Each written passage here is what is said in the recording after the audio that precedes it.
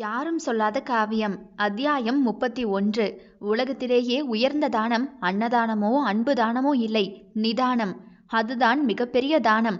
அதை தவறும் பொழுதுதான் உலகில் பிறழ்வு ஏற்படுகிறது. குடும்பத்திலேயும் அன்பு பிறழ்வு தொடங்குகிறது. இங்கே அன்று பெண்கள் நிதானத்தை இழந்து போனார்கள். இன்றோ அவன் நிதானமே கொள்ளாத வண்ணம் ஆட்டி படைக்கிறான். அடியை கூறுகிட்ட சிரிக்கி, புருஷங்காரன் அங்க நிக்கிறான், நீ எவனையோ வந்து கட்டிக்கிட்டு நிக்கிற, பாக்குறவங்கெல்லாம் காரி துப்பறாங்கடி, முதல்ல இங்கிட்டு வா என்று அழகியின் தாய் தகப்பன் அவளை அடிக்காத குறையாக சூர்யாவிடமிருந்து இழுக்க பார்த்தனர். இல்ல மாட்டேன், என்ன உங்க கூடவே கூட்டிட்டு போறதா இருந்தா நான் வரேன், இல்லைன்னா நான் வரமாட்டேன் என்று முடிவாகவே அழுது கொண்டே சூர்யாவின் முதுகோடு பின்னால் இன்னும் ஒட்டி கொண்டாள் அவள். ஏய், கோட்டி மாதிரி பேசாதடி, உன் புருஷன் ஊர் கூட்டி கல்யாணம் கட்டுறான்னு எவ்வளவு சந்தோஷமா வந்தோம் தெரியுமா? நீ இப்படி எடர்வாடு பிடிச்ச கழுத மாதிரி எவன் கூடயும் ஒட்டிக்கிட்டு நிக்கிற, மருமகன் என்ன நினைப்பாரு? பெரிய மருமகன், உன் மருமகன் பெருமையா ஊருக்குள்ள போய் கேட்டுப்பாரு போ, அப்ப தெரியும். ஊருக்கு ஒரு வப்பாட்டிய வீட்டுக்குள்ளேயே ஒருத்தைய கூட்டிட்டு வந்து என் கண்ணு முன்னாடியே குடும்பத்தை நடத்துறவன் வசதி, உசுரை காப்பாத்திக்க ஒருத்தன் பின்னாடி ஒளிஞ்சு நின்னா நான் நடத்துக்கிட்டவளா? சும்மா போயிரு, ஏதாவது பேசுனேன்னு வையேன், நானும் வண்டி வண்டியா பேசிடுவேன் பாத்துக்க. ஏன் சார், குண்டா சட்டம் எல்லாம் இருக்குல்ல, அதெல்லாம் போடுவீங்கல்ல, இந்த கிளட ரெண்டுக்குமே போட்டு அதை உள்ள தள்ளுங்க சார் என்று அழகி சூர்யாவின் முகத்தை பார்க்க அவனுக்கு இலைமறை காயாக சிரிப்பு பொத்து கொண்டு வந்தது. அழகிக்கு பின்னால் இவ்வளவு அழகான பேச்சு இருப்பதே இன்றுதான் அவன் பார்க்கிறான். சார், இது எங்க குடும்ப பிரச்சனை சார், தயவு செஞ்சு நீங்க இதுல தலையிடாம போயிட்டு வாங்க. அந்த கிறுக்கிக்கு நாங்க சொல்ற விதமா சொல்லி மருமகன் கூட அனுப்பி வைக்கிறோம் என்றதுமே சூர்யா இப்போது இடையில் கையை வைத்து அவளை மறைத்து கொண்டே நின்றவன், பாருங்க சார், அவ முடிவுல தெளிவா இருக்கா, நீங்க ஏன் குழப்புறீங்க? உங்க கண்ணு முன்னாடியே 2 பேரையும் கல்யாணம் கட்டுறதுக்கு அவர் நிக்கிறாரு, அது உங்களுக்கு தப்பா தெரியல. ஆனா உங்க பொண்ணு மணமேடையை விட்டு இறங்கி ஓடி வந்ததுதான் தப்பா தெரியுதா? போகனை பற்றி சூர்யாவுக்கும் எதுவும் தெரியாதே, உலகம் பார்க்கும் கண்ணில்தான் அவனும் பார்க்கிறான். சார், மருமகன் ஆம்பளை, அதோட பணக்கார புள்ள, அப்படி இப்படி இருக்கத்தான் செய்வான். இந்த கிறுக்கி அவர் கூட ஈவு சரணையா போனா ஏன் அவர் இன்னொரு பொண்ணை தேடி போக போறாரு? ஹலோ மிஸ்டர், இதையே உங்க பொண்ணு செஞ்சா ஒத்துப்பீங்களா? என் புருஷன் சரியில்லை, நான் கண்டபடி போனேன்னா நீங்க ஏத்துப்பீங்களா? அது இந்த கொழுப்பெடுத்த நாயி ஏதாவது மருமகனுக்கு பிடிக்காததெல்லாம் பேசியிருப்பா, அதனால போதும் சார், நிறுத்துங்க என்று சூர்யாவோ கத்தியவன், இன்னொரு வார்த்தை அழகிய பத்தி தப்பா பேசுனீங்க, நடக்கிறதே வேற சொல்லிட்டேன். பெரிய மருமகனா மருமகன், நீங்க தலையில தூக்கி வச்சு ஆடுங்க. இத்தனை நாள் சாப்பிட்டாளா தூங்குனாலா உசுரோட இருக்காளான்னு கூட பார்க்காம அதோட அந்த பொண்ணு வீடே கதின்னு கிடந்தவன் தான் உங்க மருமகன் என்றதுமே அழகியின் தாய் தகப்பனோ சற்று அதிர்ந்துதான் போய் மகளை பார்த்தனர். அவளும் உதட்டை துடிக்க அழுகையை அடக்கி கொண்டே ஆம் என்று தலையாட்டினாள். கட்டின தாலிக்கு அடங்கி வாழணும்னா அட்லீஸ்ட் அரஜான் அளவாவது அன்பு வேணும். இந்த வீட்டில் அழகிக்கு அது எப்பவும் கிடைக்காது. உங்களுக்கு புரியாதது நிறைய இருக்குங்க, ஆனா அதை இங்க இவ முன்னாடி சொல்ல முடியாது. வாங்க என்று அவர்களை இழுத்து கொண்டே போனான். சார், என்னை விட்டுட்டு போறீங்களே என்று அழகியோ சூர்யாவின் கையை இழுத்து பிடிக்க, ஒரு நிமிஷம் இந்த சேர்ல இரு, நான் வரேன். மறுபடியும் மாமா வந்து தூக்கிட்டு போயிட்டா?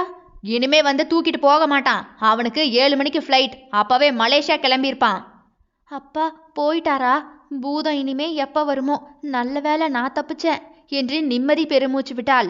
சூர்யாவோ அவள் தாய் தகப்பனை அமர வைத்து விளக்கு விளக்கு என போட்டு விளக்க அங்கு இருவருமே அதிர்ந்து போய் அவள் தகப்பனோ ஒரு படி மேலே போய் சூர்யாவின் சட்டையை பிடித்திழுத்து, என் புள்ள வாழ்க்கைய நாசம் பண்ணிட்டியே என்று அழ, யோ அந்த பையனை விடியா, நான் தான் காரணம்னு தெரியாம செஞ்ச தப்புக்கு கூட அவர் மேல பழிய போடுற புள்ளைய போய் அடிக்க பாயுத நீ என்று அவர் மனைவி தடுக்க, ஏய் விளக்குமாறு மாதிரி பேசாதடி, போகந்தான் அவ புருஷன், அந்த புள்ளைக்கு தகப்பேன் அப்படின்னு உலகம் முழுக்க தெரியும்ல. இப்ப இல்லைன்னு இவன் கையை பிடிச்சிக்கிட்டு நின்னா நம்ம குடும்பத்தோட மானம் என்ன ஆகுன்னு கொஞ்சம் யோசிச்சு பாத்தியா? இல்ல இந்த பையன் நான் அவளை என் கூடவே கூட்டிட்டு போறேன்னு சொல்றதுனால அப்படியே கூட்டிட்டு போனாதான் உன் பொண்ணோட பேரு எப்படி கேவலப்படும்னு உனக்கு தெரியுமா? இதெல்லாம் புரியாம இந்த பையனுக்கு சப்போர்ட் பண்ணிக்கிட்டு இருக்க நீ? தம்பி, இதெல்லாம் சரிப்பட்டு வராதுப்பா. நீங்க சொல்றத பார்த்தா மருமகனுக்கு எல்லா உண்மையும் தெரிஞ்சுதான் இவளை கூடவே வச்சிருக்காருன்னு நல்லா புரிஞ்சு போச்சு. அவர் யாரை கட்டிக்கிட்டாலும் சரிதான், வச்சுக்கிட்டாலும் சரிதான், கடைசி வரைக்கும் என் பொண்ணு அவர் பொண்டாட்டியா வாழ்ந்துட்டு போகட்டும். அதான் எங்க குடும்பத்துக்கு மறுவாதையே. சூர்யாவோ இந்த 6ஆம் அறிவு இல்லாதவர்களுக்கு பிறந்த அவள் மட்டும் எப்படி அறிவோடு இருப்பாள் என பல்லை கடிக்க, அழகியின் தாயோ புருஷனை பத்திரகாளி போல முறைத்து பார்த்தவர், யோ அந்த தம்பி தான் அவ்வளவு தெளிவா புரியுற மாதிரி தானே சொல்லுது. தப்பு நடந்து போச்சு, நான் காலத்துக்கு உங்க மகளுக்கு எல்லாமாவும் இருக்கேன்னு தன்மையா தானையா பேசுது. அறிவு கட்டத்தனமா பேசிக்கிட்டு இருக்க நீ. இங்காரியா, உன் புள்ள மானத்தோட இருக்கணுமா இல்ல சந்தோஷமா இருக்கணுமா? தாலியோட இருக்கணுமா இல்ல சௌக்கியமா வாழணுமா? உன் பொண்ணு வாழணும்னா இந்த பையன் கூட தான் அவன் நிம்மதியா சந்தோஷமா வாழ முடியும். இல்ல தாலியும் அவளுக்கு பின்னாடி இருக்கிற போகன்கிற பெயரும் இருக்கணும்னா நீர் வேணும்னா இன்னொரு மக பெத்து அவளை அந்த பேயனுக்கே கட்டி கொடு. இங்காரு அழகிய, நான் அவன் கூட இனிமேல் அனுப்புறதா இல்ல. உசுர கையில பிடிச்சுக்கிட்டு ஒவ்வொரு நாளையும் என் புள்ள ஓட்டி இருக்கு. மறுபடியும் அவன் வீட்டுல இவளை விட்டுட்டு வர்றதா முடியாது. என்ன தம்பி நீங்க பார்த்துக்கிட்டே இருக்கீங்க? இவருக்கு அறிவு அவ்வளவுதான். அங்க காலமாட்டில் பாலை கறக்கிறதுக்கு குண்டா சட்டியோட போயிருக்கிற மனுஷன் தான் இந்த மனுஷன். நீங்க அவரை பத்தியெல்லாம் யோசிக்காதீங்க. என் மகளை என்ன சொல்லி கூட்டிட்டு போவீங்களோ கூட்டிட்டு போய் சந்தோஷமா சௌக்கியமா வாழுங்க. நீங்க நல்லா இருக்கேன்னு ஒரு வார்த்தை எங்களுக்கு அப்பப்ப சொல்லிவிடுங்க, அது போதும். என்ன ஊர்ல நாக்கு மேல பல்ல போட்டு என்னத்தையாவது பேசுவாங்க, அவங்களுக்கு வேற என்னதான் சொல்லி இருக்கு, பேசிட்டு போகட்டுமே. என் மக இங்க நல்லா இருக்காங்கிறத விட வேற சந்தோஷம் எங்களுக்கு இல்ல. நீங்க போயிட்டு வாங்க தம்பி. புருஷனோ தலையை சொரிய, யோ நீரன பார்த்துக்கிட்டே இருக்கிற, ஊருக்கு போறதுக்கு கிளம்பு. சூர்யாவோ சட்டென்று இருவரின் காலிலும் விழுந்து ஆசீர்வாதம் வாங்க அழகியின் தாய் கண்ணீர் வந்து அவன் நெத்தியிலேயே விழுந்தது. நான் அழகிய நல்லா பாத்துக்கிறேன் அத்த. நம்பிக்கை இருக்கியா? பாத்துக்க என்க. மீசை மாமனாரோ உர்ரென்ற முகத்தை வைத்து கொண்டாலும் அவன் தலையிலும் கை வைத்து விட்டு அவர் போக, அது அவர் சூதுவாத தெரியாத மனுஷன், நான் சொல்ற மாதிரி சொன்னா அது கேட்டுக்கும் என்று புருஷனின் பின்னாலேயே போகும் அவரை பார்த்து பெருமூச்சு விட்டான். எளிதாக முடிவெடுத்த அவரை பார்க்க பிரமிப்பாகவே தோன்றியது சூர்யாவுக்கு. யார் சொன்னது பெண்ணுக்கு பகுத்தறிய தெரியாது என்று? யார் சொன்னது பெண்ணிற்கு ஒரு குடும்பத்தை கட்டி காக்க முடியாது என்று? யார் சொன்னது ஒரு பெண்ணிற்கு துரித முடிவுகள் எடுக்க முடியாது என்று? எல்லாமே தெரியும், எல்லாம் தெரியும். நாம் பெண்களை நம்பவில்லை, அவ்வளவுதான். நாமவே பெண்ணுக்கு கரிசட்டியும் அழுக்கு துணியும் தான் தெரியும் என்று கூறி கூறி அவர்களையும் நம்ப வைத்து விட்டோம். வா அழகி போலாம். சார் சார், எனக்காக அம்மா அப்பா காலெல்லாம் விழுந்து வாரி என்னை காப்பாத்திருக்கீங்க, ரொம்ப நன்றி சார். எதே காலில் விழுந்தனா என்று சூர்யாவோ பல்லை கடித்தான். நிலைமை சரியாகிற வரைக்கும் நான் உங்க வீட்லயே இருக்கேன். அங்க போனா அடிக்கடி நான் அங்க வர முடியாதே. நீங்க ஏன் சார் வரணும்? நான் உங்க அம்மாவை நல்லா பாத்துக்கிறேன். அப்பா பிடிச்சாலும் பிடிச்சேன், லவ்வுக்கு ஸ்பெல்லிங் கூட தெரியாத ஒருத்திய பிடிச்சிருக்கேன் என்று முணங்கிய சூர்யாவோ, அம்மா ஆச்சி வீட்டுக்கு போயாச்சு, அங்க ஆள் இல்ல, நீ குவார்டர்ஸ்ல இரு, அப்பதான் அடிக்கடி வந்து உன்னை பார்த்துக்க முடியும். எதுக்கு என்ன பார்க்கணும்? பொறுமையா பதில் சொல்லவா? உனக்கு பதில் சொல்லியே தலை சுத்துது. சாரி சார், வரேன் வரேன், கொஞ்சம் ஸ்விட்ச் எல்லாம் சரி பண்ண சொல்லுங்க என இலகுவாக அவனோடு சேர்ந்து நடக்கும் அழகியை திரும்பி பார்த்தான். இனி இவை என்னுடன் என்று நினைக்க நினைக்க இறகு முளைத்த மகிழ்வு அவனுக்கு. சார் சார், ஒரு நிமிஷம் இருங்க என்று அழகியின் நடை தடைப்பட சூர்யா யோசனையாக அவளை பார்க்க தன் துணிப்பையை நடுவே எதையோ ஒன்றை தேடி எடுத்தாள் அழகி. போகனும் அழகியும் சேர்ந்திருந்த போட்டோ ஆகுது. அர்த்தமே இல்லாத ஒன்றை பிடிச்சு வச்சு வாழ முடியாதுன்னு இப்ப எனக்கு நல்லா புரிஞ்சிருச்சு. இதை வச்சு எந்த பிரயோஜனமும் இல்லை. இதை நான் இங்கே போட்டுட்டு வந்துடவா? அவள் மனத்தை மறுபடியும் உடைக்கப் போகிறேன் என புரிந்தது. ஆனாலும் உடைத்தால்தான் அவன் உள்ளே போக முடியும். அழகி வாசல் அருகே இருந்த குப்பை தொட்டியில் போட்டோவை உடைத்து போட்டாள். போகன் வீட்டு வாசலிலேயே அவன் உறவு, அவன் மீது உண்டான ஈர்ப்பு, அன்பு என எல்லாவற்றையுமே விட்டுவிட்டு புதிய ஒருத்தியாக தன் மகளை தூக்கி கொண்டு சூர்யாவின் காரில் ராணியாக ஏறி அமர்ந்தாள். எல்லா சிப்பியிலும் முத்து இருப்பதில்லை. எல்லா ஆணிடமும் நம் தேடிய நமக்கான காதல் கிடைத்து விடாது. கிடைக்கும் காதலை முத்தாக எடுத்துக்கொள்ள வேண்டியதுதான். சிப்பிக்குள்ளிருக்கும் முத்து எது என அறிய ஒரு புது தொடக்கம். அத்தியாயம் 32. பிறரின் கொடும் பேச்சுக்களை கேட்டு ஹோமகுண்டத்திலேயே மயங்கி விழுந்த இனியா மீது சிறு சிறு நெருப்பு பொறிகள் பட்டு தீக்காயம் ஏற்பட அங்கிருந்தவர்களோ வேக வேகமாக வந்து அவளை நெருப்பின் அருகாமையிலிருந்து விலக்கி போட்டனர். மருத்துவர்கள் வந்து அவளை பார்த்துவிட்டு ஒன்றுமில்லை, சாதாரண மயக்கம்தான் என்று விட்டு போக அவளுடைய தாயும் தகப்பனும் படுக்கையின் அருகே அவளுக்காகவே அமர்ந்திருந்தனர். பாசத்தில் இல்லை, எழுந்ததுமே பாயாசம் வைப்பதற்கு. அங்கு இனியாவோ கண்களை தட்டி மெல்ல கண்முழிக்க அம்மா என்றாள். தன் தாயை கண்டதும் கண்கள் கலங்கி போக, காதல் கல்யாணம் கட்டிக்கிட்டு போனாலும் எங்கே ஒரு இடத்துல நிம்மதியா இருக்கான்னு நாங்க தான் சந்தோஷப்பட்டோம். அதையும் கெடுத்துக்கிட்டு மறுபடியும் இவன் கூட சேர்ந்து சுத்திக்கிட்டு இருக்க. கல்யாண மண்டபத்துல பேசினதெல்லாம் பார்த்துட்டு தானே இருந்த. எங்க காதை கூசி போச்சு. என்னடி நடக்குதுங்க? இனியாவோ ஒன்று விடாமல் அழுது கொண்டே கூறி முடித்து விட்டாள். இவ்வளவு நடந்திருக்கு, ஒரு நிமிஷம் கூட நாங்க 2 பேரும் இருக்கிறத உனக்கு ஞாபகத்துக்கே வரலல்ல, அப்படித்தானடி? திடீரென போகனின் பிஏவிடமிருந்து போன் வரவும் வந்துவிட்டார்கள். இங்கு பார்த்தால் மகள் அசிங்கப்பட்டு நிற்பதை காண சகிக்கவில்லை அவர்களுக்கு. என் மேலே நீங்கள் 2 பேரும் கோபத்தில் இருப்பீங்க. உங்ககிட்ட வந்து எதை சொல்கிறதுன்னு தெரியாம தான் நான் சொல்லலை. சரி சரி, நடந்தது நடந்து போச்சு, வீட்டுக்கு போகலாம் வா என்ற தகப்பனை எச்சில் விழுங்க பார்த்தாள் இனியா. அப்பா, நான் வரலப்பா. வரலைனா என்ன அர்த்தம்? நான் இங்கே தான் இருக்க போகிறேன். ஏன், உன்னை ஊர் கூட்டி சந்தி சிரிக்க வச்சுட்டு போனவன் வீட்டில் கூட்டி பெருக்கி துடைக்க போறியோ? என்ன நடந்தாலும் சரிதான், நான் இங்கே தான் இருப்பேன். அறிவேதும் கெட்டு போயிடுச்சா இனியா? உன்னை மனுஷியா கூட மதிக்காத ஒருத்தனுக்காக இங்கே கூலி வேலை பார்க்க போறியோ? இதுக்கெல்லாம் காரணம் யாரு? நான் தானம்மா. அன்னைக்கு நான் மட்டும் நிதானமாக இருந்திருந்தா இந்த நிலைமையெல்லாம் வந்திருக்காதுல. அன்னைக்கு நான் நிதானம் இல்லாமல் நடந்துக்கிட்டேன். இன்னைக்கு அவர் பதிலுக்கு பதில் பண்ணுறாரு. அன்னைக்கு அவருக்கு எவ்வளவு வலிச்சிருக்கும். சாதாரண மிடில் கிளாஸ் ஃபேமிலி, நம்மளுக்கே வெளியே தலை காட்ட முடியல. அவரோ உலகம் முழுக்க தெரிஞ்சவர், எத்தனை கேவலப்பட்டிருப்பாரு. இப்போ நீ முடிவா என்ன சொல்ற? நான் இங்கே தான் இருப்பேன். என் மேலே அன்பு இருந்தா எப்பவாவது வந்து பாருங்க, அது போதும். உங்களோட வான்னு கூப்பிடாதீங்க. நான் இனிமே போகனை விட்டு எங்கேயும் வரதா இல்லை. அப்ப அவன் மொண்டாட்டிக்கு என்னடி பதில் சொல்ல போற? நீ வப்பாட்டியா இருக்க போறியா? அம்மா, எப்பவும் அவருக்கு மனைவி நான் தாம்மா. அவர் அப்படி சொன்னாரா? அது அவர் அப்படி சொல்லணும்னு அவசியமே இல்லை, எனக்கு தெரியும். நீ யாரு சொன்னதை கேட்டிருக்க? அன்னைக்கு இவனைத்தான் காதலிக்கிறேன், இவரைத்தான் கட்டிக்க போறேன்னு ஒத்த காலில் நிலையா நின்ன. அப்பவே நாங்க சொன்னோம், பெரிய இடத்து சம்பந்தம் என்னைக்கா இருந்தாலும் நாம தலையை தூக்கி நிற்க முடியாதுன்னு. நமக்கு ஏத்தது போல யாரையாவது பார்த்து கல்யாணத்தை கட்டிக்கிட்டு நிம்மதியா வாழ்ற வழிய பாருன்னு சொன்னோம். ஆனா பாரு, ஊரையே கூட்டி அவன் கெட்டவன், ஊர்ல போறவன் அவனை பழி சொல்லி பேசி இன்னொருத்தனை கட்டிக்கிட்டேன்னு சொன்னேன். சரி, நிம்மதியா போய் தொலை, பிடிச்ச மாதிரி வாழ்ந்தா சரிதானே நாங்களும் நினைச்சுக்கிட்டோம். இப்ப பாரு, மறுபடியும் எனக்கு இவன் தான் வேணும்னு வந்து சொல்ற. எக்கேடோ கேட்டு போங்க. உங்களை படிக்க வச்சதுக்கு உங்களால எவ்வளவு பண்ண முடியுமோ அது எல்லாத்தையும் நல்லா பண்றீங்க. எல்லாம் 4 எடுத்து படிச்ச தலக்கணம்தான் என்று அவள் தகப்பன் கத்திக்கொண்டே வெளியே போய்விட, இனியா, உன் தலையில நீயே மண்ணவாரி போட்டுக்காத. அந்த பையன்தான் உன்னை மானமானமா கிழிச்சிட்டு போறான்ல. இன்னமும் நான் இங்கதான் உட்கார்ந்துருப்பேன்னா என்னடி அர்த்தம்? இனியா, தலையை குனிந்து கொண்டாள் அவள். இனிமே எதுக்கும் எங்களை கூப்பிட்றாதானே, இன்னையோட உன்னை தலைமுழுகிட்டோம் நாங்க என்று தாயும் கூட வெளியே எழும்பி போய்விட்டார். யாருமே இல்லாத நிலைமையில் தனித்து விடப்பட்டாள். ஆனால் இந்த வீட்டை விட்டு இனிமேல் வெளியே போகும் எண்ணம் மட்டும் அவளுக்கு இல்லை. அசிங்கப்பட்டு விட்டேன், பரவாயில்லை, அவனுக்காகத்தானே. என்னை அவர் மறுபடியும் நேசிக்கும் வரை நான் காத்திருப்பேன் என அறையிலேயே அடைந்து கிடந்தாள். எப்படி இருக்கீங்க மிஸ்டர் போகன்? Yeah fine. கலையாக சிரித்த முகமாக டாக்டர் முன்பாக வந்து அமர்ந்தான் போகன். அங்க ஒருத்திய சமுட்டி விட்டோமே, அவ என்னானா அதை பத்தி யோசிக்கவில்லை. ஒருத்தியை துரத்தி விட்டானே, அவ எங்க போய் சேர்ந்தா? அதுவும் கூட அவனுக்கு அவசியமில்லை. ஆளோ ஜாலியாக காலை ஆட்டிக்கொண்டே மலேசியா வந்து ஒதுங்கி விட்டது. முகத்திலோ அவ்வளவு சிரிப்பு. நினைச்சதெல்லாம் முடிச்சிட்டிங்களா? முகமே டால் அடிக்குது.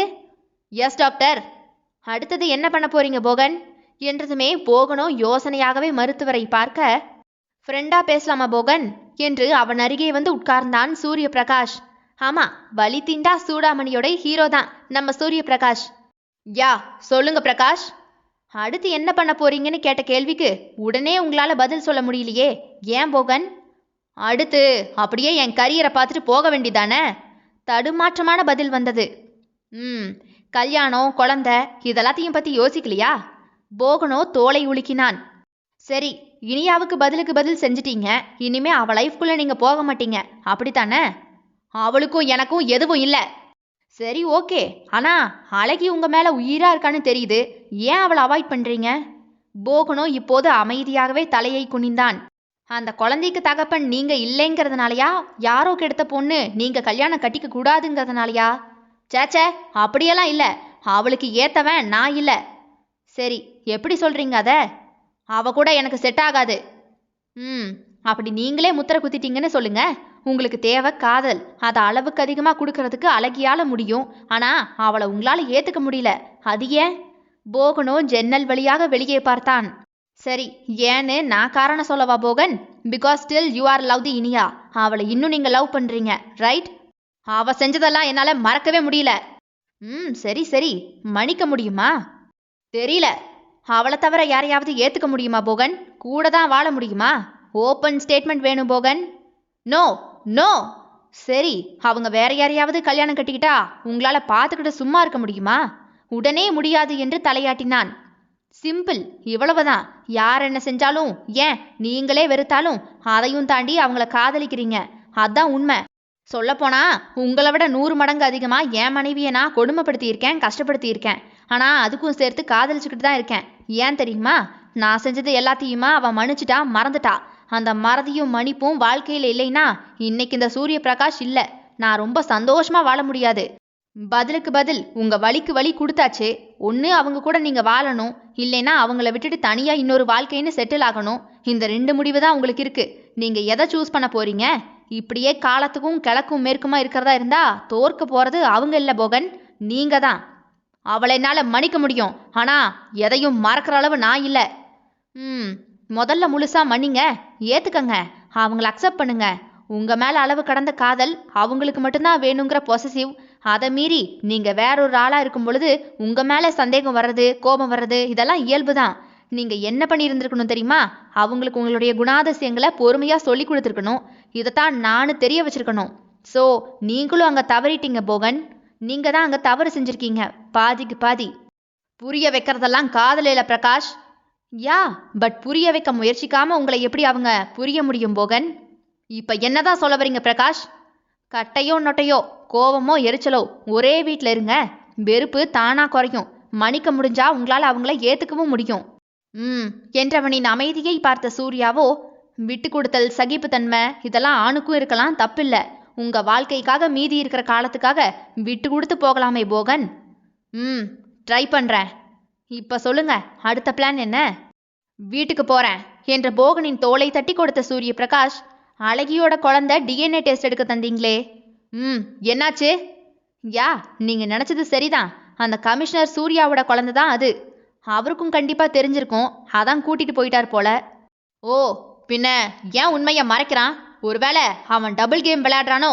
யாரையும் நம்ப முடியல பிரகாஷ். எதுக்கும் அன்னைக்கு என்ன நடந்துச்சுன்னு கண்டுபிடிக்கணும். அது வரைக்கும் அழகி மேல ஒரு கண்ணை வச்சுக்கணும். எப்படியோ அழகி விஷயத்துல கரெக்ட் மூதான். சரியா அவர்கிட்டயே போய் சேர்ந்துட்டாங்க. இதுக்காக அந்த பொண்ணை இவ்வளவு பாடுபடுத்தியெல்லாம் இருக்க வேண்டாம் போகன். இவ்வளோ பண்ணலைனா அவெல்லாம் என்னை விட்டு போற ஆளே கிடையாது என்றவனோ சிறிது நேரம் சூரிய பிரகாஷோடு பேசிவிட்டு உடனே எல்லாம் வரவில்லை, நிறையவே யோசித்தான். இனியாவை விட முடியுமா? அவளை அப்படியே ஏற்றுக்கொள்ளத்தான் முடியுமா? நான் மாற முடியுமா? தெரியவில்லை. ஆனால் அவள்தான் இறுதி வரை என்ற முடிவோடுதான் 1 மாத காலம் கழித்து இந்தியா வந்து இறங்கினான். இனியா மகள் தோட்டத்தில் விளையாடி கொண்டே நிற்க போகன் கார் உள்ளே வர வாசலில் தலையை சாய்த்து அமர்ந்திருந்த இனியா அதை கூட கவனிக்காத மனநிலைமையில் அவள் கண்கள் எங்கோ பார்த்து கொண்டிருக்க, குழந்தையோ நாயின் அருகே தத்தி தத்தி போக டாபர்மேன் கடித்து குதறி விடுமே. போகன் காரிலிருந்து இறங்கி நடந்தவனோ அவளையும் ஒரு பார்வை பார்த்து உதட்டை பிதுக்கி கொண்டவன். குழந்தை பயந்து அளவும் தலையை திருப்பி பார்த்தவன் அங்கு நாயோ குழந்தையை கடித்து குதற தயாராகவே குதித்து குழந்தையை தாக்க போக, டாக்கி என்று போகன் போட்ட ஒற்றை குரலில் நாயும் நகர இனியாவும் பதறிப்போய் குழந்தையை தேடியவள் குழந்தை நாயின் அருகே நிற்பதை கண்டுவிட்டு அரண்டு போய் குழந்தையை தூக்கிட ஓடினாள். பகல்லையே கனவு கண்டுகிட்டு இருக்காத, எப்பவும் நான் வந்து காப்பாத்திக்கிட்டு இருக்க மாட்டேன் என்று போகன் சீற்ற குரலில் கூறிவிட்டு உள்ளே போனான். இனியாவிற்கோ அப்பாடா என்ற பெருமூச்சு வந்தது. அவளை இழுத்து கொண்டு வந்து தெருவில் தள்ளாமல் போகிறான் என்றால் இருந்தால் இருந்து கொள் என அவன் வீட்டில் அனுமதி தந்ததற்கு சமம்தானே. இதுவே பெரிதுதான் என இனியா குழந்தையை தூக்கி கொண்டு அவன் முகத்தை கூட பார்க்காமல் அறைக்குள் போய் இருந்து கொண்டாள். முடிந்த அளவு இனிமேல் அவன் முன்பாக சென்று பழையதை கிளறி துன்பப்படுத்த கூடாது என்ற முடிவிற்கு வந்துவிட்டாள். போகனும் இனிமேல் அவளை கண்டு கொள்ளவே கூடாது என்ற முடிவை எடுத்த பின்புதான் இந்தியாவிற்கே வந்தான். கண்டு கொள்ளாது எப்படி விட்ட காதலை தொடர? அத்தியாயம் 33. குவார்ட்டர்ஸில் உள்ள பார்க்கிலேயே போஷிகாவை விளையாட விட்டு பார்த்து கொண்டிருந்தாள் அழகி. 1 மாதத்தில் இவ்வளவு வனப்பு கூடிவிட்டதா என்ன? ஒரு சுற்று எடை போட்டு கொழுப்பு பேபியாக இருந்தாள். எல்லாம் சூர்யாவின் கவனிப்புதான். அதைவிட அவள் இஷ்டம் போல சுற்றுகிறாள். பாவம் சூர்யாவிற்கு தேர்தல் நேர கெடுபிடிகள், வேலை என்று 1 மாத காலமும் குழந்தை குட்டியை பார்க்க கூட நேரமில்லை. ஆனாலும் 5 நிமிடம் கேப் கிடைத்தாலும் கூட குவார்ட்டர்ஸ் ஓடி வந்து விடுவான். அவனுடைய மாத சம்பளம் கவர் கூட பிரிக்காமல் அவள் கையில் கொடுத்துவிட, இதை எதுக்கு என்கிட்ட தரீங்க என்று அவனை சந்தேகமாகவே பார்த்த அழகியை அப்படியே இழுத்து பிடித்து உதட்டோடு உதட்டை வைக்க, ஏய் நீதானடி என் பொண்டாட்டி, அப்போ உங்ககிட்ட தானே தரணும் என்று சொல்வதற்கு அவனுக்கும் ஆசைதான். ஆனால் நிதானமாக சொல்லிக்குவோம் என்று அவன் எந்த அவசரமும் இல்லாமலேயே அமைதியாக நகர்ந்து விடுவான். உங்ககிட்ட தான் கேட்டுக்கிட்டு இருக்கேன், மொத்த சம்பளத்தையுமா என்கிட்ட எதுக்கு தரீங்க? எனக்கு அது தேவையில்லைன்னு அர்த்தம். சாப்பாடு இருக்கா? சேர்த்து தான் பொங்குனேன். ஃப்ரெஷ்ஷப் ஆகிட்டு வாங்க, போட்டு தரேன். வழக்கத்துக்கு மாறாக மதிய உணவுக்கு வந்த அவனுக்கு பொண்டாட்டி போலவே பதில் போக, என்ன சாப்பாடு? புருஷன் கேள்வி பாத்ரூமிலிருந்தே வந்தது. ஏட்டம்மா நண்டு வாங்கிட்டு வந்து தந்தாங்களா? என்னது, நண்டா? ஏன் பிடிக்காதா? சரிதான், கொழுக்கட்டைய வச்சுக்கிட்டு சுகர் பேஷண்டா சுத்துற எனக்கு தான் அதோட வேதனை தெரியும். சூர்யா கிச்சனில் சாப்பாட்டை சூடு செய்து கொண்டிருந்த அழகியை பார்த்தான். நன்றாக சேலையை நடுவில் ஒதுக்கி போட்டிருந்தாள். மரகதமல்லி நன்றாக தெரிந்தது. அதன் உள்ளே கருப்பு அரை ஆடை போல அதுவும் நன்றாக தெரிந்தது. டவல் எங்க இருக்கு? அவள் எதற்கோ திரும்ப உடனே சூர்யாவோ திக்கி திணறி ஏதோ ஒன்றை கேட்க, பின்னாடி காயுது என்று சூர்யா பின்னால் போய் டவலை எடுக்க, அதனோடே அவளின் உள்ளாடையும் ஒன்று இலவசமாக வர, நான் நல்லவனா இருக்கணும்னு நினைச்சாலும் இவ விடமாட்டா போல இருக்கு. எவ்வளவு இடம் இருக்கு, என் துணி கூட தான் இதை காய போடணுமா இவ? அதை எடுத்து போட போனவனோ கள்ளத்தனமாக அழகியை ஒரு முறை எட்டி பார்த்துவிட்டு அதை முகத்தில் வைத்து உரசிட, சை, என்ன இப்படி அல்பத்தனமா மாத்திட்டா என்று உதடு நல்லவன் போல அப்படியே பீத்தி கொண்டாலும் உதடு இச்சி சென்று பல இச்சுக்களை அதற்கு வைக்க, இங்க பெருச்சாலி நிறைய நடமாடுது போலங்க, விஷ வைக்கணும் போல என்று அழகியோ சந்தேகமாகவே அவனிடமே கேட்க, கொன்னுருவா போலையே என்று சிலிர்த்தெழுந்தான். நல்ல பிள்ளை போலவே ஹாலில் மகளருகே வந்து அமர்ந்து கொண்டான். லுங்கி வெள்ளை நிற பனியனில் மகளோடு அமர்ந்திருந்த சூர்யாவை அழகியோ ஓரக்கண்களால் பார்த்தாள். என்னவோ செய்யத்தான் செய்கிறான். ஆனால் காதல் என தப்பியும் சொல்ல துணிவில்லை. மறுபடியும் காதலிக்க அவள் தகுதியானவளா என்று அந்த ஒரு கேள்விதான் சூர்யாவை விட்டு விலகியே இருக்க காரணம். மற்றபடி உனக்கெப்படி மாப்பிளை வேண்டுமென்று கேட்டுவிட்டால் உடனே அவள் சூர்யா சார் போலத்தான் வேண்டுமென்று பதில் சொல்லும் அளவுக்கு மயக்கத்தான் செய்தான். சார், சாப்பாட்டை குனிந்து வைத்துக்கொண்டே கேள்வியாக அவனை பார்த்தாள். என்ன அழகி? இல்ல, ஏன் நீங்க இன்னும் கல்யாணம் பண்ணல? தோணல, பண்ணல. எப்ப பண்ணுவீங்க? தோணும்போது. எப்ப தோணும்? நல்ல பொண்ணா கிடைக்கும்போது. நல்ல பொண்ணா எப்படி இருக்கணும்னு சொல்லுங்களேன். என் ரூம் கண்ணாடியில பொண்ணோட போட்டோ இருக்கு, போய் பாரு. ஓ, பொண்ணு பார்த்தாச்சா? சுதியோ இறங்கியே வந்தது. நானே பார்த்துக்கிட்டேன். பொண்ணு அழகா இருக்கா, நீ போய் பாரு. வேண்டாம் வேண்டாம், தோணும்போது நானே பார்க்குறேன். உதட்டை சுளித்துவிட்டு அழகி போய்விட அவள் முகத்தில் சட்டென்று வந்து போன கலக்கம் சூர்யா காணாமல் இல்லை. இனி மறைச்சா பெருச்சாலி கத்தியே காட்டி கொடுத்து அசிங்கமாகிரும். ஸோ முடிஞ்ச வர உண்மையை சொல்லிட வேண்டியதுதான் என்று சூர்யா முதல் படி எடுத்து வைத்து விட்டான். வயிறார உணவு உண்டு சிறிது நேரம் அவள் மடியில் படுத்து அவசர கதியில் அவளோடு ஒரு கூடலை முடித்து வேர்வையை சிந்திவிட்டு ஓட ஆசைதான். ஆனால் குழம்ப ஊத்த அழகி, அங்கதான் இருக்கு. ஏனோ பொசுக்கென்று கோபம் வந்தது அவளுக்கு. பாப்பா கையில் இருக்காடி, ஒத்த கையில ஊத்த முடியல. உங்க பொண்டாட்டி வந்த பிறகு என்ன ஊத்த சொல்லுவீங்களா நீங்க? ஏன், ஊத்துனா என்ன? சிரிப்பை அடக்கிட, இப்ப நல்லாத்தான் பேசுவீங்க. அந்த அழகு ரதி வந்ததும் நாங்கெல்லாம் உங்க கண்ணுக்கு தெரியவே மாட்டோம்.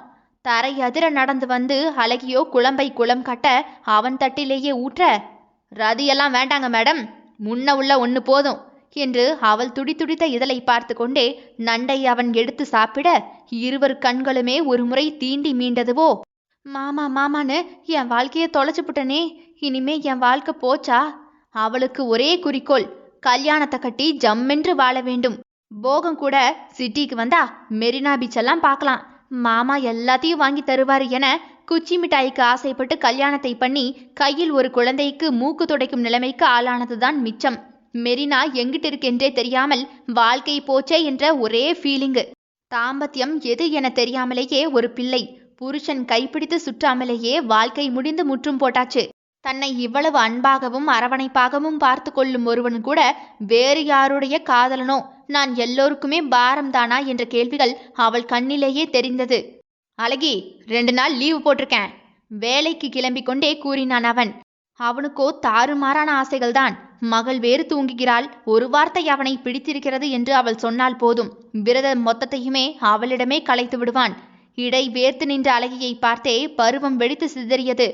நாசுக்காக நீ தாண்டி அதுன்னு சொன்னா கூட புரியல, தத்தி பொண்டாட்டிவ என்று தலையிலேயே அடித்து கொண்டான்.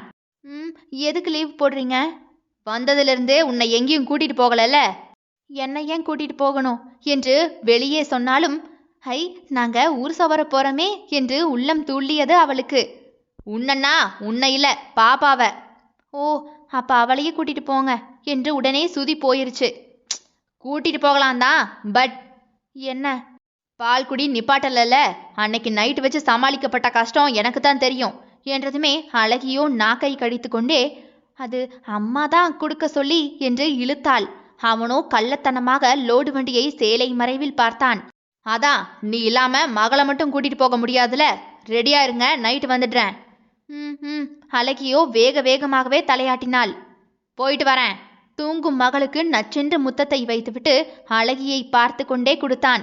நைட் எப்படியாவது உண்மையை நாசுக்கா சொல்லிடணும். இனிமேலும் இவளை வச்சுக்கிட்டு நோ விரதம். முதல்ல அழுது அடம் பண்ணுவா, பிறகு அதட்டி உருட்டி மடக்கிட வேண்டியதுதான் என்று முடிவே எடுத்து விட்டான். பூ எதுவும் வாங்கிட்டு வரவா என்று கேட்கலாமோ என்ற யோசனையில் சூர்யா அப்படியே திரும்ப, அது ஏட்டமாட்ட பூவை வாங்கிட்டு வர சொல்லுங்களேன். ஏட்டம்மா என்ன உனக்கா வேலை செய்ய இருக்காங்க? அப்போ நீங்களே வாங்கிட்டு வாங்க. வெளியே போகும்போது பூ வச்சாதான் கொஞ்சம் சுமாராவது இருப்பேன் என்று மிக சகஜமாகவே அவள் கூற சூர்யாவுக்கோ தலைக்கால் புரியவில்லை. இவ புரிஞ்சு சொல்றாளா புரியாம சொல்றாளா என உள்ளே அவன் எட்டி பார்க்க அவன் அறை கண்ணாடி முன்பாக தான் அவள் நின்றாள். என்னத்தை தேடிக்கிட்டு இருக்க? உங்க அழகு ரதிய தேடிக்கிட்டு இருக்கேன். கிடைச்சாளா? இல்லையே, வெறும் அழகி மட்டும்தான் இருக்கேன். ரதி எங்க? அப்படி என்ன ரதி தேவின்னு நானும் பார்க்குறேன் என போட்டோவை தேடிக்கொண்டே அவள் கூற, சுத்தம், இவளுக்கு பல்ப் எரியறதுக்கு முன்னாடி எனக்கு ஃபியூஸ் போயிடும் போல என்று சலித்தபடியே சூர்யா, மறுபடியும் கண்ணாடியை சுத்தி சுத்தி பாருடி, அழகு ரதி தெரியும். இதென்ன சாமியா சுத்தி சுத்தி வர? காதல் ரதி தேவி சுத்துனாத்தான் தெரியும் என்று சிரித்து கொண்டே சூர்யா பைக்கை எடுக்க, ரொம்ப தான் ரதி ரதின்னு உருகுறான். பன்னிக்குட்டி கூட பருவத்தில் அழகாத்தான் இருக்கும், என்னை விட அழகா இருப்பாளோ? கண்ணாடியை பாவமாகவே சுற்றி சுற்றி வந்தாள். போகன் என்றவன் அவள் நினைவிலேயே இல்லை. அவள் நினைக்கும் வாழ்க்கை அவனிடம் எப்போதுமே கிடைக்காது என்பதை விட அவன் மேல் வந்தது காதலே இல்லை என தெளிந்துவிட்டாள். 21 வயதில் கையில் குழந்தை. அவளுக்கான காதலை தேடியது மனது. மீட்டெடுத்த இதயத்தை மறுபடியும் ஒருவனிடம் விதைக்கவே பயம். போட்டோவே இல்லையே, எங்க வச்சிருப்பாரு என்று அவன் கபோர்டை உருட்ட அதிலுமே எதுவும் இல்லை. எல்லாமே ஃபைல்கள் தான் இருந்தது. அவர் காதலிய நாம என்னத்துக்கு இவ்வளவு ஆர்வமா தேடிக்கிட்டு இருக்கோம்? தேவையில்லாத வேலை. கொஞ்ச நாள் இங்க இருக்க போறோம், ரொம்ப உரிமை எடுத்துக்க கூடாது என்றவள் மகளழும் சத்தத்தை கேட்டுவிட்டு சட்டென்று திரும்ப அவள் சேலை நுனிப்பட்டு ஒரு ஃபைல் அவள் காலடியில் விழ, ஐயோ போச்சு, அவர் கேஸ் ஃபைலா இருக்க போகுது என்று அழகியோ வேக வேகமாக அதை எடுத்து உள்ளே திணிக்க போக, அப்போது அவள் கண்ணிலோ ஒரு காகிதம் பட அதில் ஏதோ படம் அவன் வரைந்து வைத்திருப்பது தெரிய உடனே, பாப்போமா வேண்டாமா, அவருக்கு தெரியவா போகுது, எடுக்காத என்ற இரட்டை மனதை அடக்க பார்க்க, அப்படி என்ன விட அவ என்ன சீம அழகுன்னு பார்த்துடுறேனா என்று உதட்டை சுழித்த அழகி அந்த ஃபைலை திறக்க இரட்டை விழிகள் கருவண்டு போல மை தீட்டி அதில் கண்ணீர் துளி துளிர்த்திருக்க, அதன் கீழே, என் அழகு ரதியே, உன்னை மறுபடியும் நான் சந்திக்கும் நாளே எனக்கு காதலர் தினம், உன்னை சந்திப்பேனா என்று இருக்க அந்த ஃபைல் முழுக்கவே அதே போல இரட்டை கண்கள் தான். வழியில் சுகத்தில் சொக்கி கண்கள் கிறங்க மழங்க முழித்து பயந்து மிரண்டு என வெவ்வேறு கோணத்தில் இருந்தது. யாரா இருக்கும்? உண்மையாவே அப்ப காதலிக்கிறாரோ? காற்று போல பலூன் போல நெஞ்சு நின்று நின்று துடித்தது. கண்ணில் நீர் படலம். இது எதுக்கு இப்ப வந்து தொலையுதனக்கு என கண்ணீரை துடைத்த அழகி, யாரை காதலிச்சா நமக்கு என்ன? நம்ம வேலை சொல்லிய பார்த்துட்டு நாளைக்கு ஊர் போய் சேரணும். நம்ம புழுவென்று கீழே கிடந்த காகிதத்தை எல்லாம் எடுத்து உள்ளே புகுத்த போனவள் மறுபடியும் அந்த கண்களை உற்று நோக்கியவள், ஆனா இந்த கண்களை பக்கத்துல எங்கேயோ பார்த்த மாதிரியே இருக்கே என்று யோசித்து கொண்டே கண்ணாடியை தாண்டி பக்கத்து அறைக்கு போக போனவள் கண்கள் விரிய அப்படியே கண்ணாடியை ஓடி வந்து மறுபடியும் உற்று பார்த்தாள். படபடவென்று தன் கண்களை விரித்து பார்த்தாள். அட, இது ஏன் கண்ணு? கண்ணாடியில அழகுறது தெரியும் பாரு, பாரு பார் என்றது ஞாபகம் வர, நான் அழகி, கண்ணாடியில தெரிகிறேன், அந்த கண்ணு ஏன் கண்ணு. அப்ப அந்த ரதி நானா? அவர் என்னையா நேசிக்கிறாரு? அவளுக்கு சிரிப்பு, அழுகை, பயம், இது எப்படி சாத்தியமாகும்? அப்போ அவர் என்னதான் சொன்னாரா? எப்படி இருந்தாலும் பரவாயில்லையா அவருக்கு? என்னதான் அவர் நேசிக்கிறாரா? அழுகைதான் முட்டி கொண்டு வந்தது. அவளுக்கு புதிதாக சூர்யா வாங்கி கொடுத்த போன் அதிர போனை எடுத்தாள். சூர்யாதான் அழைத்திருந்தான். என்னங்க மேடம், ரதிய கண்டுபிடிச்சாச்சா என்றால் முகத்தை மூடிக்கொண்டே. கண்டுபிடிச்சிட்டியா? உண்மையாவா? அழகிய கண்டுபிடிச்சிட்டேன், ஆனா ரதிய கண்டுபிடிக்கல. ஓ, என்ன ஃபோன் பண்ணிருக்கீங்க? சும்மா பேசணும் போல தோணுச்சு, அதான் ஃபோன் போட்டேன். அப்ப பேசுங்க. என்ன பேசுறது? ஏதாவது பேசுங்க. ரதி என்றான் அடிக்குரலில். என்ன என்றாள். ரதியையும் அவள் கண்டுபிடித்து விட்டாள் என பதில் கூறாமல் கூற, ரதி. சொல்லுங்க. அடுத்த நொடியே வீட்டை நோக்கி சூர்யா கிளம்பியே விட்டான். சில காத்திருப்புகளில், சில சங்கடங்களில், சில வழிகளின் முடிவில் பொக்கிஷம் கூட கிடைக்கலாம். அத்தியாயம் 34. போகன் வீட்டில் இருக்கிறானா இல்லையா என்று கூட இனியாவுக்கு தெரியாது. அன்று அவனை பார்த்ததோடு சரி. 1 மாதம் ஆகிவிட்டது. இந்த வீட்டில் அவளை யாரும் எதுவுமே சொல்லவில்லை. அவள் கிச்சன் வந்தால் அவளுக்கு தேவையானது அவள் முன்னால் வரும். ஆனால் அவளுக்குத்தான் இந்த வீட்டில் தான் யார் என்று தெரியாது. எதையும் எடுக்கவே தயக்கமாக இருக்கும். சொல்ல முடியாத மன உளைச்சல், பாரங்கள், தனிமை, இது எல்லாம் சேர்ந்து நாள் பிந்தி போனதை கூட அவள் கவனிக்கவே இல்லை. குழந்தைக்கு உணவை தயாரித்து கொண்டிருந்த இனியாவின் காதில் போகனின் குரலை கேட்டு இதயமே சற்று குலுங்கி போய் நின்றது. எதுவும் சொல்லிடுவாரோ? ஏன் இன்னும் இங்க இருக்க? உனக்கு கேவலமா இல்லையான்னு சொன்னா உன்கிட்ட சொல்ல பதில் இருக்கா? இனியாவோ கையை பிசைந்தாள். ஆனால் அவனோ அவளை பார்த்து விட்டான் என்பதை அவன் கண்கள் இடுங்கி கிச்சனை பார்த்த விதமே கூற, இப்ப நம்ம போய்தான் ஆகணும் என்று இனியா கால்கள் தள்ளாட அவனை பார்க்காமல் உணவு கிண்ணத்தோடு வெளியே வர, போகனோ அவளை பார்ப்பதை விட்டுவிட்டு போனில் கவனத்தை செலுத்தினான். 1 வாரமா இதையத்தான் சொல்லிக்கிட்டு இருக்கீங்க. எத்தனை வாரம் தான் உங்களுக்கெல்லாம் தேவைப்படுது? I don't know. நாளைக்கு எனக்கு ரிசல்ட் வந்திருக்கணும், அவ்வளவுதான் சொல்லிட்டேன் என்று போனில் பேசிக்கொண்டே உள்ளே வந்த போகனை கண்டு இனியாவோ வேகமாக மாடிப்படி ஏறப்போக சட்டென்று கண்கள் மறைக்கப்பட்டு காட்சிகள் கோணலாக, காதுகளோ மந்தமாக, உடல் தள்ளாட, கண்கள் சொருகி மயங்கி மாடிப்படியிலிருந்து விழ ஆரம்பிக்க, படியின் அருகே நின்ற போகன் பட்டென்று ஒரு கையை கொடுத்து அவளை சட்டென தாங்கிக் கொண்டான். ஆனால் அவளோ மயக்க நிலையில் கிடந்தாள். அவன் பிடித்ததை கூட அறிந்திருக்க வாய்ப்பில்லை. வாட்டர் என்று கட்டளையாக குரல் கொடுத்தவன் இனியாவை தூக்கி சோஃபாவில் போட்டுவிட்டு நீரை அவள் முகத்திலேயே தெளிக்க, அப்போதும் அவள் முழிக்கவில்லை என்றதுமே இரட்டை கையில் அவளை வாரி தூக்கிய போகனோ, குழந்தைய கேர்டேக்கரை பார்த்துக்க சொல்லுங்க என்று விட்டு காரில் அவளை கிடத்தியவன் மருத்துவமனை நோக்கி வண்டியை செலுத்தினான். படுக்கையில் இனியா மயக்கத்தில் இருந்தாள். போகன் மருத்துவர் முன் அமர்ந்து போனில் தடவி கொண்டிருந்தான். எப்போ லாஸ்டா பீரியட்ஸ் ஆச்சு போகன் என்றதுமே தலையை தூக்கி பார்த்த போகனோ, டோன்ட் நோ. என்ன பிளட் குரூப் அவங்க? மறந்து போச்சு. சரிதான், உங்க பொண்டாட்டி பேராவது ஞாபகம் இருக்கா? அவளுக்கு என்ன பண்ணுது அதை சொல்லுங்க. உடனே வாய் விட்டு சிரித்த டாக்டரோ, நத்திங் போகன், உங்க வைஃப் பிரெக்னண்டா இருக்காங்க என்றதுமே போகன் கண்களை சுருக்கியவன், ஓ, குழந்தை எப்படி இருக்கு? அவளை ஏற்றுக்கொள்ள இன்னமும் காலங்கள் அவகாசம் அவனுக்கு தேவை. 1000 உபதேசம் செய்தாலும் பட்டது அவன். அதை மறந்து மன்னித்து மறுபடியும் சகஜ நிலைக்கு வர முடியுமா? அது தெரியாது. மீண்டும் புதிதாக காதலிக்க நேர அவகாசம் அவனுக்கு கண்டிப்பாக தேவை. அதனால்தான் அவளை காண்பதையே சுத்தமாக நிறுத்திவிட்டான். கோபம் குறைக்க வேண்டும். அவளை ஏற்றுக்கொள்ள பக்குவப்பட வேண்டும். மறுபடியும் வாழ பழக வேண்டும். இப்படி அவனுக்கே நிறைய டாஸ்கை கொடுத்து கொண்டான். முதலில் அவளை பார்த்தால் வரும் எரிச்சல் போக வேண்டும் என்று நினைத்து கொண்டான். அவள் விழுந்ததுமே போகன் தாங்கி பிடித்ததே பெரிய மாற்றம்தான். உங்க முகத்துல ஹாப்பியே இல்லையே. இது நார்மல் தானே? புருஷன் பொண்டாட்டின்னு இருந்தா குழந்தை வர்றது சகஜம் தானே? தாம் தூம்னு கத்த சொல்றீங்களா என்ன? குழந்தை எப்படி இருக்கு? இவ எப்படி இருக்கா? எல்லாம் நார்மல் தானே? டாக்டர் பார்த்தாலும் பார்த்தார். இப்படி ஒரு ஆணை பார்த்ததே இல்லை என்பது போல சலித்து கொண்டே, குழந்தை நல்லா தான் இருக்கு, ஆனா உங்க ஒய்ஃப் தான் நல்லா இல்லை. சரியா சாப்பாடு, தூக்கம் இல்லை போல இருக்கு. Over stress. கொஞ்சம் கேர் பண்ணிக்கோங்க. தொழிலை பார்க்கறது நல்லது தான், ஆனால் அப்பப்போ குழந்தை குட்டியையும் பார்க்கறது சிறப்பு. இலவசமாக 4 அட்வைஸை சொல்ல வாயை திறந்து விட்டார். நான் தொழிலை கவனிக்கலைனா என் பொண்டாட்டியும் பிள்ளைங்களும் உங்கள் ஹாஸ்பிட்டல் வாசலில் தான் பிச்சை எடுக்கணும். துட்டு கொடுக்காம மருத்துவம் பார்ப்பீங்களா? இல்லை ஐயோ பாவம்னு பாதி ஃபீஸை வாங்கிக்குவோன்னு வாங்கிக்குவீங்களா? என்னடா இது வம்பா போச்சு. இவன் என்ன எது பேசினாலும் கத்துறான். எப்படித்தான் இவன் கூடலாம் இந்த பொண்ணு குடும்பம் நடத்ததோ தெரியல. கப்பென வாயை மூடிக்கொண்டார் மருத்துவர். நான் கொஞ்சம் மெடிசனெல்லாம் எழுதி தரேன். அதோட ஹெல்த்துக்கும் கொஞ்சம் ஃப்ரூட்ஸு, நட்ஸு இதெல்லாம் வாங்கி கொடுங்க. அவளை பார்த்துக்கிறதுக்கு லேடி நர்ஸை வர சொல்கிறேன், அவங்கக்கிட்டேயே சொல்லிடுங்க என்று விட்டு அவளுக்கு கொடுத்த மருந்து சீட்டை கையில் கூட வாங்காமல் அப்படியே மேஜை மீதே வைத்துவிட்டு போகன் எழும்பி போய்விட்டான். கண்முழித்த இனியா மருத்துவமனையில் இருப்பதை பார்த்துவிட்டு சற்று குழம்பி போய் மருத்துவரை பார்க்க, அவர் அதே மாவை அவளுக்கு மறைக்க தன் வயிற்றை தடவி பார்த்தவளோ பூரித்து போய் கண்கள் கலங்கினாள். இப்போ கூட என்னை பார்க்க வரல என்று கண்ணீர் வந்தாலும் கூட, பார்க்குற அளவுக்கு பண்ணி வச்சிருக்கணானா? பண்ணக்கூடாததெல்லாம் பண்ணிட்டு இப்போ பார்க்க வரல, என்னை கொஞ்சலைன்னு வருத்தப்பட்டா எப்படி? ஆனால் ஏதோ பெரிய மனசு பண்ணி வீட்டில் இடம் தந்திருக்காரு. அது வரைக்கும் பெருசுன்னு பொத்திக்கிட்டு தான் இருக்கணும். பெருமூச்சு விட்டாள். உங்க புருஷன் வந்தாருமா? போகனா?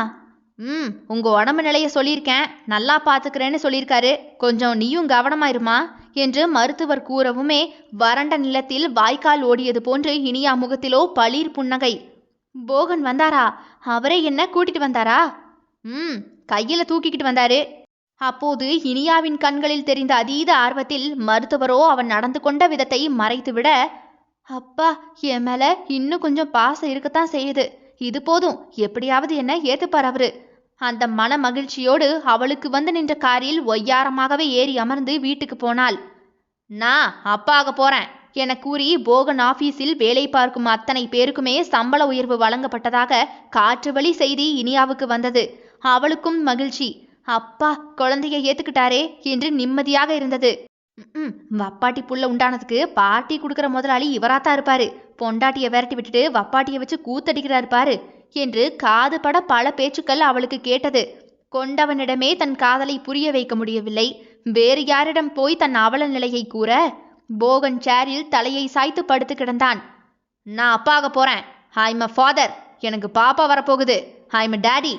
டையை தளர்வாக கலட்டி விட்டவன் உதடோ அதையே மறுபடியும் மறுபடியும் சொல்லி கொண்டது. என்ன போல இருப்பானா? அவளை போல இருப்பானோ? இல்லல்ல, 2 பேர் போலவும் கலந்திருப்பானோ? ஒரே ஆசைதான் அவனுக்கு. அவன் இன்னுமே பாதி மனநிலையில்தான் இருக்கிறான். இந்த நிலையில் அவள் அருகே போனால் கண்டிப்பாக வார்த்தையில் வன்மம் வந்துவிடும். இனியாவை முழு மனதோடு மனைவியாக ஏற்றுக்கொண்ட பிறகுதான் அவள் அருகிலேயே போக வேண்டுமென முடிவெடுத்து விட்டான். குழந்தை உண்டாகி இருக்கும் நேரத்தில் இவன் தன் கோபத்தை அவள் மீது காட்டி அது அவளுக்கும் குழந்தைக்கும் பாதிப்பாகி விடக்கூடாது என்று அவளுக்காக யோசித்ததே அவன் காதலின் மீள் உணர்வுதான். 4 மாதம் முடிவடைந்து விட்டது. இனியாவோ வெகுவாக போகன் அருகாமையை தேட ஆரம்பித்தாள். திட்டினாலும் பரவாயில்லை என்று அவன் முன்னால் வந்து வந்து கண்ணெதிரே விழ ஆரம்பித்தாள். தனிமை பைத்தியம் பிடிக்க வைத்தது போலிருந்தது. சிறிது நேரம் ஆகினும் அவன் தோளில் சாய்ந்து கொண்டு குழந்தையின் அசைவை அவன் கைப்பிடித்து வயிற்றில் வைத்து காட்டத் தோன்றியது. இவள் வயிற்றில் சுமக்கிறாள், போகனோ நெஞ்சில் சுமக்கிறான். அவனுக்கும் ஆசை உண்டு. தன் குழந்தையை தொட்டு அதன் ஸ்பரிசம் உணர அவன் ஆசை கொண்டான். அதன் துள்ளல் துடிப்பு பார்க்க, அதன் மீது காதை வைத்து இதயத்தை துடிப்பதை கேட்க, எல்லா தகப்பனுக்கும் இருக்கும் அத்தனை ஆசையுமே அவனுக்கும் கூட இன்னும் ஒரு படி மேலிருந்தது. ஆனால் முடியாத அவல நிலையில் நிற்கும் தன்னையே வெறுக்கும் நிலை. இரவு போகன் வீட்டிற்குள் நுழைய இனியாவோ சோஃபாவில் படுத்து கிடந்தாள்.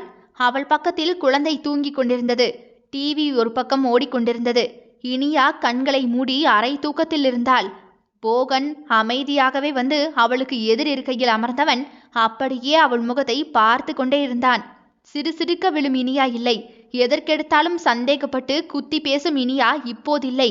நான் சொல்வது மட்டும் சரி என்று திமிராக பேசும் இனியா இவள் இல்லை. மொத்தமாக உருக்குலைந்த புயலில் தள்ளாடி கொண்டிருக்கும் ஒருத்தி.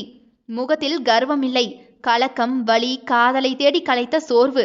என்றாவது ஏற்றுக்கொள்வானா என்ற ஏக்கம் இருந்தது. கண்ணை சுற்றி கருவளையம், நலிந்து கிடந்த உருவம், உடலோ வற்றி போயிருந்தது.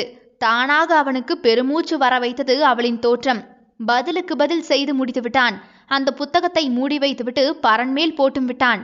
இப்போது தொலைந்து போன காதலை தேடிக்கொண்டிருக்கிறான். மீட்டு எடுத்து விடுவேன் என்ற நம்பிக்கையை தவிர வேறு எதுவுமே அவன் கையில் இல்லை.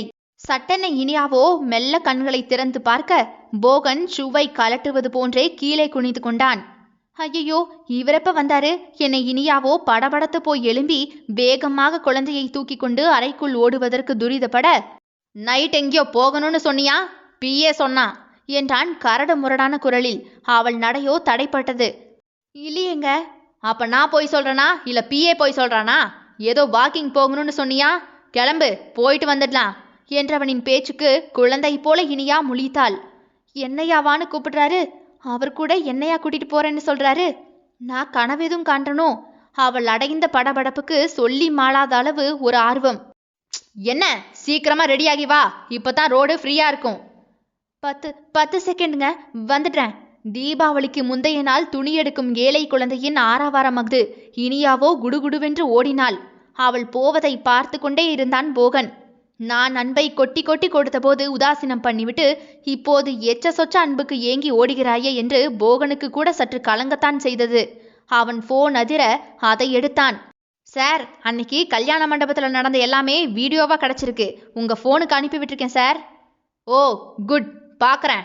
என்று போகன் அதை ஓடவிட எல்லாவற்றோடும் இனியா பேசியதும் வர பழைய புண்கள் மறுபடியும் கீறிவிடப்பட காலை தரையில் உதைத்த போகனோ போனை தூக்கி சுவற்றிலேயே வீசியவன், ஐ காண்ட் காண்ட், நான் என்ன பண்றது, என்னால முடியலையே என்று கத்திய போகன் சட்டென்று காரை எடுத்துக்கொண்டு வெளியே போய்விட்டான். அழகாக ரெடியாகி ஆசையாக ஓடி வந்த இனியாவோ போகனை அங்கும் இங்கும் தேடிவிட்டு, டிரைவர் அண்ணா சார் இல்லையா? சார் எங்கேயோ கார் எடுத்துட்டு போயிட்டாரேம்மா, நைட்டு வரமாட்டேன்னு வேற சொல்லிட்டு போனாரு.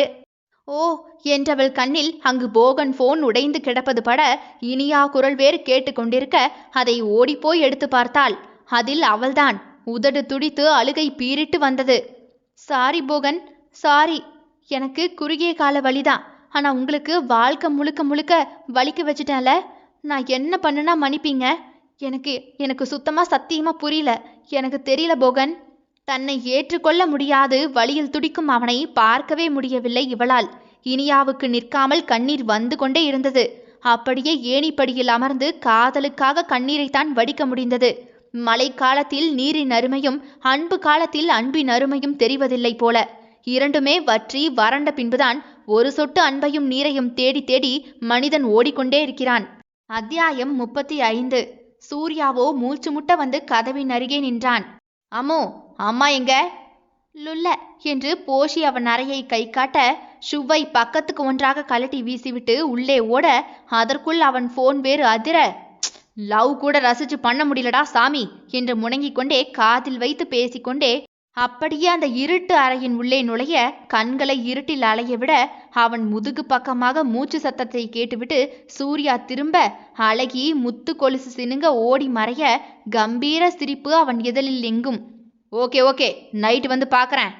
நைட்டு எங்களை எங்கே கூட்டிட்டு போறேன்னு சொன்னீங்களே? எங்கோ இருந்து அவள் கூற ஞாபகம் வந்தது. உடனே அத எதிரில் வந்து சொன்னாதான் கேட்பனா என்றான் கண்ணாடியின் பின்னே மறைந்து கிடந்த அவளின் அழகை ரசிக்க ஆசை கொண்ட பக்தன் போலவே. முடியாது. அப்ப நான் டியூட்டி போறேன், நான் நைட்டு வரேன் என போனில் அவன் முடிக்கும் முன்பாக அங்கு அழகியோ அன்னம் போல நடந்து நெளிந்து கொண்டே சூர்யாவின் முன்னால் வந்து நிற்க அவன் கையில் இருந்த போன் படுக்கையில் விழுந்தது.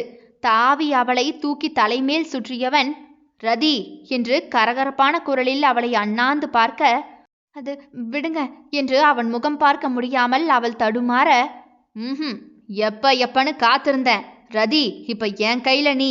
உண்மையாவே உனக்கு நான் ஓகேவாடி? அத நான் தான் கேட்கணும். என்ன போய் உனக்கென்ன? நான் அவள் கடந்த காலம் கூற கூட தயக்கமாக இருக்க, உன்கிட்ட நான் நிறைய பேசணும், பட் இப்ப நான் லவ் பண்ற மனநிலைமையில இருக்கேன். நீயும் நானும் லவ் பண்ணலாமாடி? பண்ணலாம், ஆனா மெரினா பீச் பார்த்துட்டு என்ற மனைவியை கொஞ்சத்தான் முடிந்தது. இருவரையும் மெரினா பீச்சில் உட்கார வைத்து சுண்டல் மாங்காய் என வாங்கி கொடுக்க ஒரு மாதிரி நன்றாகத்தான் இருந்தது அது. அவள் அருகே சூர்யா அமர அவளும் கூட அவன் அருகே தள்ளி இடித்து அமர்ந்தாள். எப்ப ஓகே சொல்வ? அங்க கூட்டிட்டு போங்க. அலை காட்டிட அவளுக்காகவே தரை மட்டும் தாழ சம்மதம்தான். குட்டி வயதுக்காரி வேண்டுமென்று ஆசைப்பட்டால் குழந்தையாக மாறவும் தெரிய வேண்டுமே. அவளும் மகளும் காலை நனைக்கிறேன் என சேலை முழுக்க நனைந்து வந்து நிற்க சூர்யாவோ அவள் அழகில் எச்சில் விழுங்கினான். போதும், வீட்டுக்கு போகலாமாடி என்றான் அவள் காதின் அருகே குனிந்து குணுங்கென்று. அவளுக்கு அவன் குரலில் எட்டி பார்க்க ஆசையில் கஞ்சி வந்து போய் அவளையே பார்த்தான். போகலாம் என்று அவனோடு காரில் ஏறி அமர பயணம் முழுக்கவே இருவரும் அமைதியாகவே பார்வையை கடத்தினர். அவனுக்கு காதலும் காமமும் ஆசையும் மோகமும் போட்டி போட்டு நின்றது. கதவை அழகி திறக்க ஆ என கத்திவிட்டாள். அவளை அப்படியே தூக்கி தலைமேல் கொண்டு போய்விட்டான் அவன். ஐயோ விடுங்க. ரொம்ப சோதிச்சுடடி. அவன் முகம் அவள் சேலை கட்டிய கொசுவ பக்கம் புரண்டது.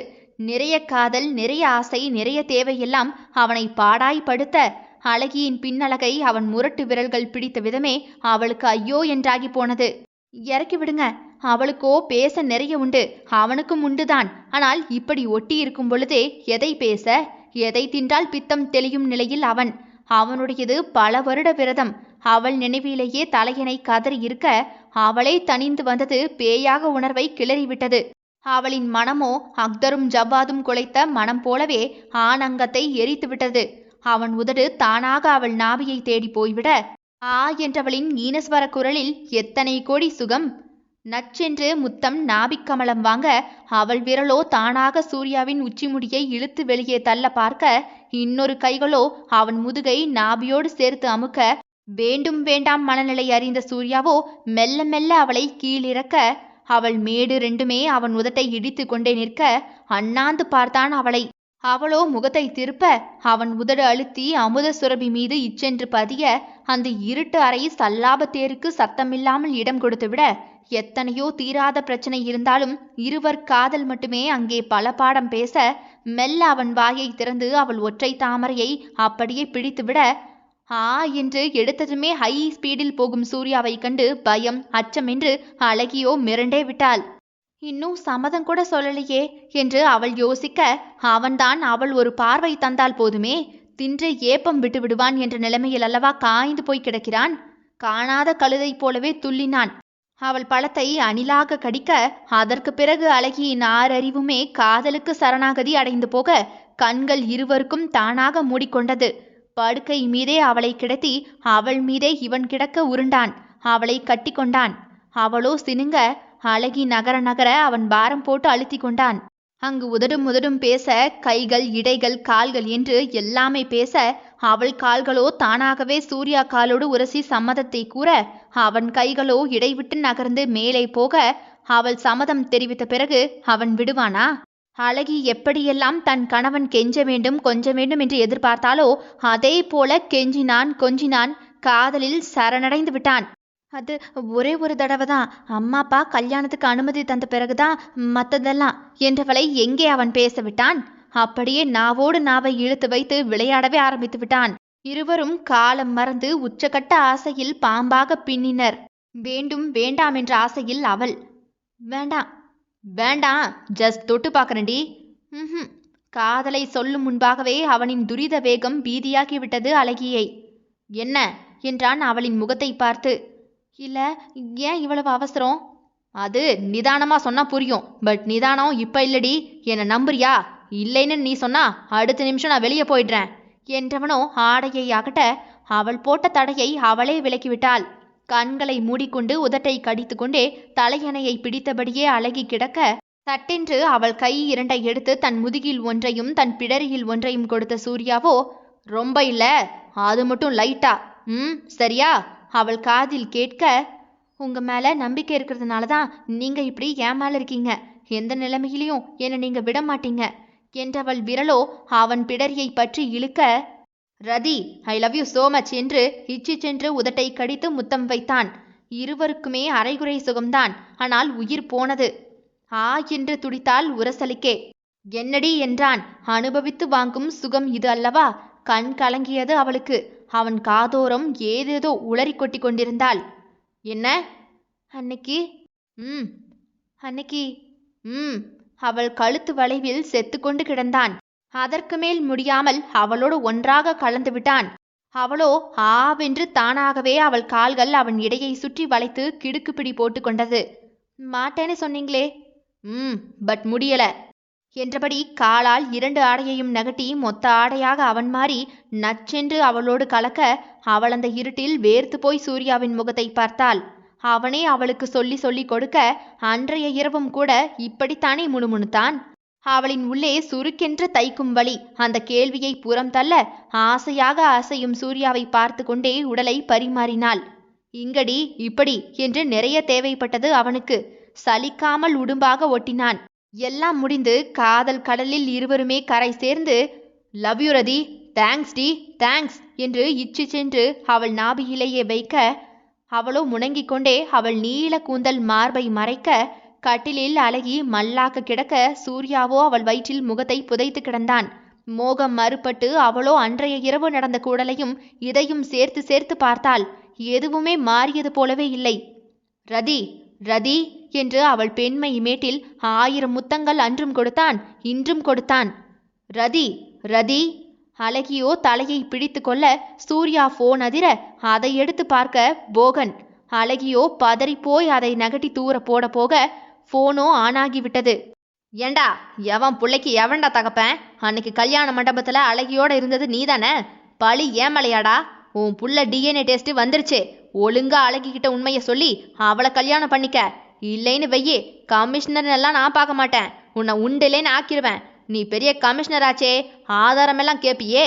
எல்லாத்தையும் வாட்ஸ்அப் பண்ணியிருக்கேன், பார்த்துட்டு முடிவை சொல்லு. இல்லை நான் தான் முடிவெடுப்பேன்.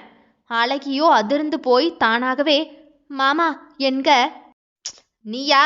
தனியாலாம் ஃப்ளாஷ்பேக் சொல்ல முடியாது, நீயே பார்த்து தெரிஞ்சுக்க என்று போகனோ போனை வைத்துவிட, சூர்யா முடியை கோதிய அவள் விரல்கள் அப்படியே அந்தரத்தில் நின்றது.